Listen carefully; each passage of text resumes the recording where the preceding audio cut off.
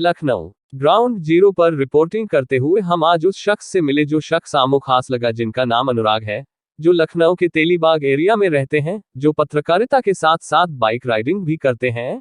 हमने उनसे bike riding के बारे में और बाइक राइडिंग के साथ साथ जन जागरण के बारे में बात की, जो बाइक राइडिंग के द्वारा प्रदेश में देश की धरोहरों के बारे में लोगों को बताते हैं, सरकार द्वारा जन जन की जानकारी पत्रकारिता के माध्यम से देते हैं। हमने उनसे आलमबाग चंदन नगर में बातचीत की, आइए देखते हैं उनसे बातचीत की रिपोर्ट। मेरे साथ इस समय जो शख्सियत है उनका नाम अनुराग है। ये लखनऊ के रहने वाले हैं। बाई प्रोफेशन ये जर्नलिस्ट हैं, लेकिन पत्रकारिता के साथ साथ इनका एक बाइक राइडिंग अवेयरनेस चलता है, जिसमें ये पब्लिक को जागरूक करते हैं हेलमेट लगाने के लिए और दूसरी तरीके की जो भी सरकार की तरफ से गाइडलाइंस आती है उसके लिए आप समय समय पर अपने बाइक राइडिंग के द्वारा लोगों को जागरूक भी करते हैं। और उन्होंने लखनऊ से कई किलोमीटर का सफ़र भी तय किया है और ये कई ऐसे राज्य में भी गए हैं जो हमारे देश के पिछड़े हुए राज्य हैं, जहाँ पर ये अपने राइडिंग के द्वारा वहाँ के क्षेत्र, वहाँ के जो समस्याएं हैं उसको भी उजागर करते हैं। आइए उनसे जानते हैं। अनुराग जी, आपका AI न्यूज़ चैनल में स्वागत है। पहले अपना परिचय दे दीजिए प्रॉपर। बहुत बहुत धन्यवाद। और मैं आपका चैनल देखता रहता हूँ, बहुत अच्छा लगता है। एंड जो बेबाकी तौर से आप और आपकी टीम न्यूज़ कवर करती है, दैट इज़ रियली अमेजिंग।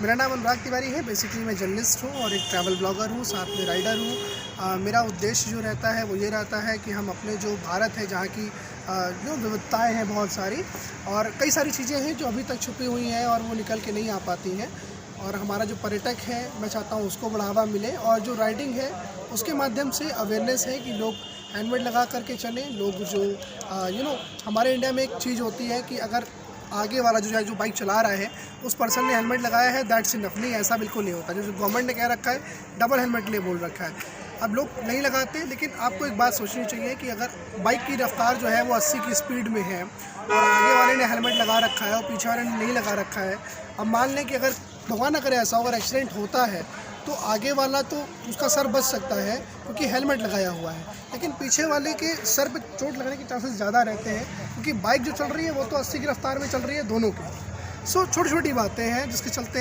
ये अवेयरनेस रहती है। और मेरा यूट्यूब चैनल है, उस पर मैं जो हमारे छुपी हुई जगहें हैं जहाँ पर अभी तक पर्यटक नहीं पहुँचे, प्रयास रहता है कि हमारे देश में, क्योंकि बहुत सारी ऐसी जगहें हैं जो कि छुपी हुई हैं और उसे आगे लाने का प्रयास। कुछ जगह जो ऐसी है भारत देश में या उत्तर प्रदेश के अंदर भी कुछ राज्य ऐसे होंगे जहाँ पे आप गए होंगे, शहर गए होंगे, जिले में गए होंगे, तो उसके बारे में बताइए।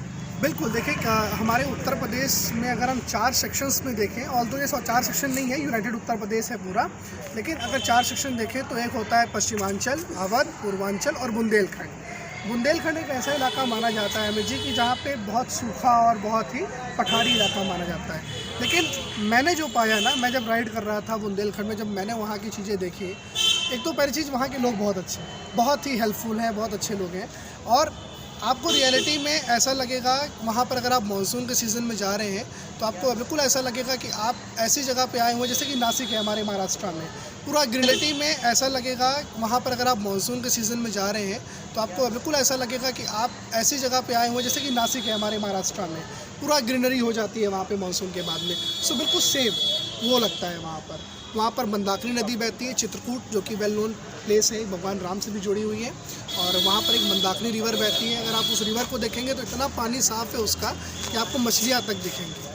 तो हमारे यहाँ एक नैरेटिव है कि जब हम उत्तराखंड जाएंगे, हिमाचल प्रदेश जाएंगे, तभी हमको साफ़ पानी देखने को मिलेगा। ऐसा नहीं है। आप उत्तर प्रदेश में भी अगर चित्रकूट जाएंगे और चित्रकूट में अगर आप मंदाकिनी नदी को देखेंगे तो आपको साफ़ पानी मिलेगा।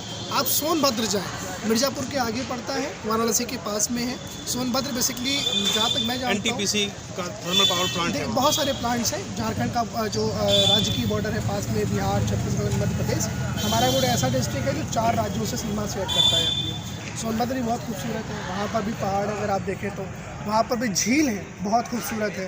तो लोग नहीं जानते उसके बारे में या फिर प्रमोट नहीं किया गया। तो मेरा एक प्रयास रहता है कि मैं अपने राज्य और देश के बारे में चीज़ें निकाल करके लाऊं और वो लोगों तक पहुंचाऊं। उसका बस यही कहना है कि मतलब पर्यटन बढ़े और लोग अवेयर। जैसा आपने देखा कि 2020 और 21 कोरोना से ग्रसित रहा, पूरा विश्व ग्रसित रहा, हमारा भारत देश भी ग्रसित रहा। 2021 की जो सेकंड लहर थी वो भी बहुत ज़्यादा ग्रसित थी।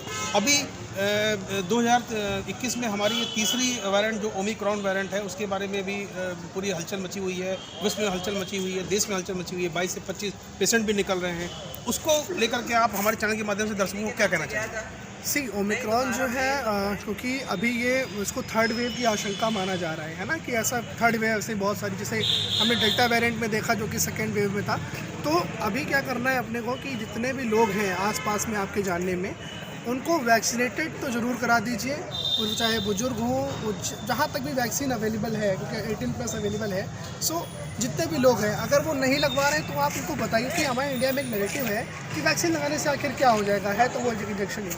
देखिए, एक दवा होती है जो आपके बुखार को उतार देती है, तो एक तरह से वो वैक्सीन भी है जो आपको इस बीमारी से बहुत हद तक प्रोटेक्शन देगी। और ये कई बार देखा गया है, रिसर्च में भी देखा गया है कि जो लोग वैक्सीनेटेड रहे हैं और बाद में अगर उनको कोविड हुआ है तो उनके बचने के चांसेस बहुत ज़्यादा रहे। सो वैक्सीन लगाइए। भीड़ भाड़ वाले इलाके में ट्रैवल करने से बचिए। जो गवर्नमेंट की गाइडलाइंस है वो आपको मैं बताऊँ अम्मी जी, टाइम हो गया है, मैंने अभी अपनी राइड ख़त्म करी है, मैं डबल डोज वैक्सीनेटेड हूँ, फर्स्ट ऑफ वेरी और कहीं भी जाता हूँ तो मैं जो है मास्क लगाता हूँ। इवन वैक्सीन जिनको लगी है उनसे पूछता हूँ आपको वैक्सीन लगी हुई है, तो बताते हैं हाँ लगी है, नहीं लगी, तो मैं कहता नहीं हूँ आप लगवा लीजिए प्लीज़। आप नहीं मानेंगे, एक्चुअली मेरी फर्स्ट मैं बता देता हूँ, बात हो रही है ये देश में हलचल मची हुई है, 22 से 25 पेशेंट भी निकल रहे हैं, उसको लेकर के आप हमारे चैनल के माध्यम से दर्शकों को क्या कहना चाहेंगे? सी ओमिक्रॉन जो है क्योंकि अभी ये इसको थर्ड वेव की आशंका माना जा रहा है ना, कि ऐसा थर्ड वेव ऐसे बहुत सारी, जैसे हमने डेल्टा वेरिएंट में देखा जो कि सेकेंड वेव में था। तो अभी क्या करना है अपने को कि जितने भी लोग हैं आसपास में आपके जानने में, उनको वैक्सीनेटेड तो ज़रूर करा दीजिए, और चाहे बुजुर्ग हो, जहाँ तक भी वैक्सीन अवेलेबल है, क्योंकि 18+ अवेलेबल है। सो जितने भी लोग हैं, अगर वो नहीं लगवा रहे हैं तो आप उनको बताइए कि हमारे इंडिया में एक नेगेटिव है कि वैक्सीन लगाने से आखिर क्या हो जाएगा, है तो वो इंजेक्शन ही। देखिए, एक दवा होती है जो आपके बुखार को उतार देती है, तो एक तरह से वो वैक्सीन भी है जो आपको इस बीमारी से बहुत हद तक प्रोटेक्शन देगी। और ये कई बार देखा गया है, रिसर्च में भी देखा गया है कि जो लोग वैक्सीनेटेड रहे हैं और बाद में अगर उनको कोविड हुआ है तो उनके बचने के चांसेस बहुत ज़्यादा रहे। सो वैक्सीन लगाइए। भीड़ भाड़ वाले इलाके में ट्रैवल करने से बचिए। जो गवर्नमेंट की गाइडलाइंस है वो आपको मैं बताऊँ अम्मी जी, टाइम हो गया है, मैंने अभी अपनी राइड ख़त्म करी है, मैं डबल डोज वैक्सीनेटेड हूँ, फर्स्ट ऑफ वेरी और कहीं भी जाता हूँ तो मैं जो है मास्क लगाता हूँ। इवन वैक्सीन जिनको लगी है उनसे पूछता हूँ आपको वैक्सीन लगी हुई है, तो बताते हैं हाँ लगी है, नहीं लगी, तो मैं कहता नहीं हूँ आप लगवा लीजिए प्लीज़। आप नहीं मानेंगे, एक्चुअली मेरी फ़र्स्ट मैं बता देता हूँ, बात हो रही है तो मेरी इंटरनेशनल राइड है जो कि मैं इसी दिसंबर में करने वाला था।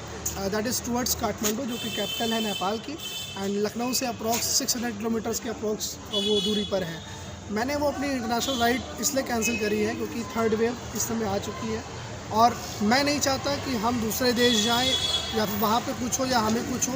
मैं देखिए, बॉर्डर पे तो कोविड टेस्ट चेक होगा, वो तो बात है, लेकिन बीइंग एन ह्यूमन बीइंग हमारी कुछ जिम्मेदारियाँ बनती हैं, तो उसका भी हमें ध्यान देना चाहिए और पर्यटक को भी बढ़ावा देना चाहिए। और अवेयरनेस जो मेरी दूसरी है वो यही है कि आपको जो है हमेशा हेलमेट वगैरह लगा के चलना चाहिए और राइड जो है हमेशा सेफ करें। तो ये थे हमारे साथ अनुराग जी लखनऊ से, जो अपने पत्रकारिता के साथ साथ ये राइडिंग के द्वारा लोगों को जन जो योजनाएं हैं, सरकार की योजनाएं हैं और जनरल जो बातें हैं बताते रहते हैं। हेलमेट पहनना चाहिए, कोरोना को लेकर के भी इन्होंने लोगों को अवेयर किया हुआ है। और अभी ये रिसेंटली जैसा बता रहे हैं कि कोरोना की तीसरी लहर का भी दस्तक दे रही है। WHO की रिपोर्ट भी है कि कोरोना का तीसरा वेरिएंट जो ओमिक्रॉन है वो आ चुका है। लोगों को बहुत सचेत रहना है। दोनों डोज लगाने के बाद भी लोग संक्रमित हो रहे हैं, तो WHO की रिपोर्ट ये है कि दोनों वैक्सीन लगाने के बाद भी आपको प्रॉपर तरीके से मास्क लगाना है, सोशल डिस्टेंसिंग का पालन करना है और इस कोरोना जैसी बीमारी को जड़ से भगाने के लिए पूरे देश को एक साथ होकर के हमारे माननीय प्रधानमंत्री नरेंद्र मोदी जी का साथ भी देना है और सभी को एक साथ स्वस्थ रहना है, तभी हमारा देश आगे बढ़ पाएगा। लखनऊ से AIN के लिए अमित श्रीवास्तव की एक खास रिपोर्ट।